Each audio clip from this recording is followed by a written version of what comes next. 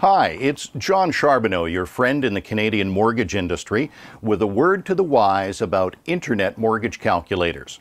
There are literally hundreds of different internet mortgage calculators available to you.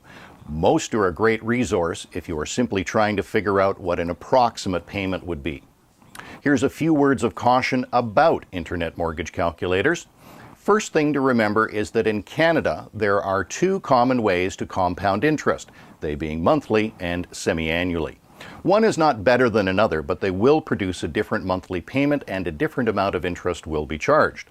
Unfortunately, most mortgage calculators do not do a good job of showing you which interest method is used. When you are considering a new mortgage, here is another point to take into account. It's important to know the difference between what you can afford and what you can qualify for.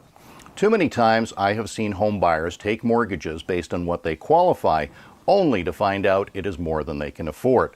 This is something a mortgage calculator won't help you determine.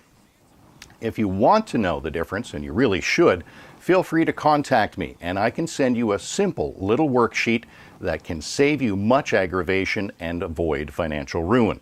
Another point about mortgage calculators, they will not take into consideration the underwriting guidelines that lenders use for various lending scenarios. You may think you can afford a variable rate mortgage only to find out that you don't qualify for as big a mortgage as you would if you were to take a fixed rate mortgage. A final note on mortgage calculators, they don't tell you what lender is offering the most favorable terms on a mortgage that you could qualify for.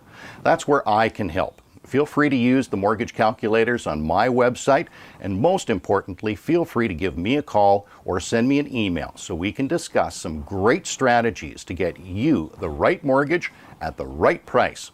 Thanks for watching and have a great day.